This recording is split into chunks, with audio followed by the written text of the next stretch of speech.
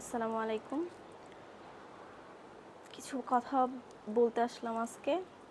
কালকের উত্তরা মাইলস্টোনের যে কাহিনীটা, এটার ব্যাপারে যদি বলি, মানে বাংলাদেশের এরকম একটা শোচনীয় অবস্থা যে আমরা কোনো জায়গাতেই নিরাপদ না। রাস্তাঘাট, বাসাবাড়ির কথা বাদই দিলাম, বাচ্চারা স্কুলে যে নিরাপদ সেটাও বলতে পারতেছি না।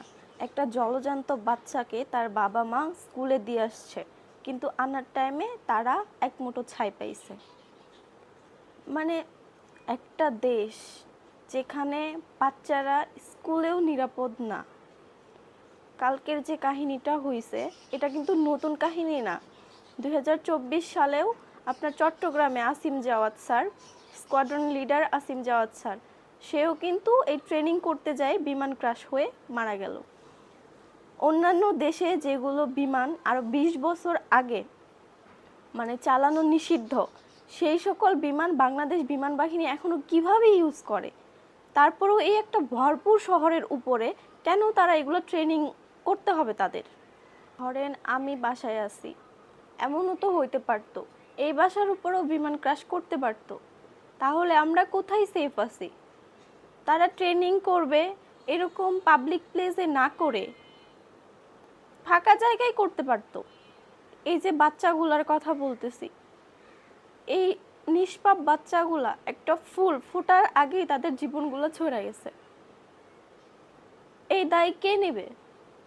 বাবা মারা তো তাদের সন্তানকে স্কুলে পাঠায় প্রতিষ্ঠিত হওয়ার জন্য, কিন্তু তারা বিনিময়ে কি পেল? ওই জায়গা থেকে এক মুঠো ছাই। কেউ কেউ তার আইডেন্টিফাইও শনাক্ত করতে পারে নাই। এই দায়ভার কে নেবে? বাঙালিদের একটা কমন সমস্যা, এরা দুর্ঘটনা বা কোনো একটা দুর্যোগ দেখলে ওইখানে যাবে, নিজেরা ভিড় করবে, ভিডিও করবে তাদের ভিউ বাড়ানোর জন্য। তাদের জন্য বাচ্চাগুলা এই অবস্থাতে আপনার হসপিটালে নিয়ে যাইতে কতটা প্রবলেম ফেস করতে হইতাছে। আপনারা যায় ওই জায়গায় জটলা করে দাঁড়ায় থাকেন। আপনাদের জন্য একটা পেশেন্টকে ভালোভাবে বাহিরে বের করা, হসপিটালে নিয়ে যাওয়া যাইতেছে না।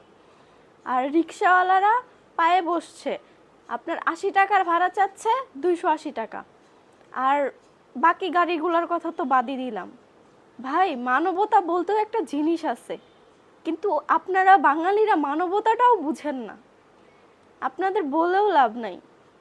এই নিষ্পাপ প্রাণগুলো যে ঝরে গেল, আপনারা চাইলে কি পারতেন না একটু হেল্প করতে? একটা কথাই শুধু বলবো বাংলাদেশ বিমান বাহিনীকে উদ্দেশ্য করে, আপনারা ট্রেনিং করেন যাই করেন, এরকম ভরপুর শহরের উপরে কিছুটা কইরেন না।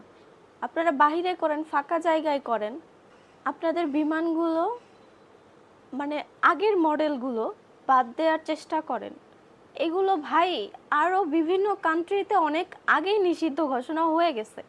আপনারা কেন এগুলো এখন ইউজ করতেছেন?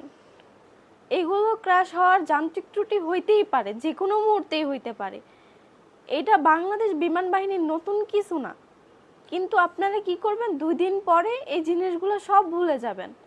কিন্তু আমরা যে এত এত বাচ্চাগুলোর প্রাণ হারাইছি, আমরা কিন্তু এগুলো ফেরত পাবো না। এরকম ঘটনা যেন আর নেক্সট টাইম না হয়, সেই ব্যাপারে সরকার প্রশাসন এবং বাংলাদেশ বিমান বাহিনীকে আমরা একটু এইটুকুই বলবো যে আপনারা একটু সজাগ থাকেন। আপনাদের এই সব কর্মকাণ্ডের যেন নিষ্পাপ কোনো মানুষের জীবন না যায়।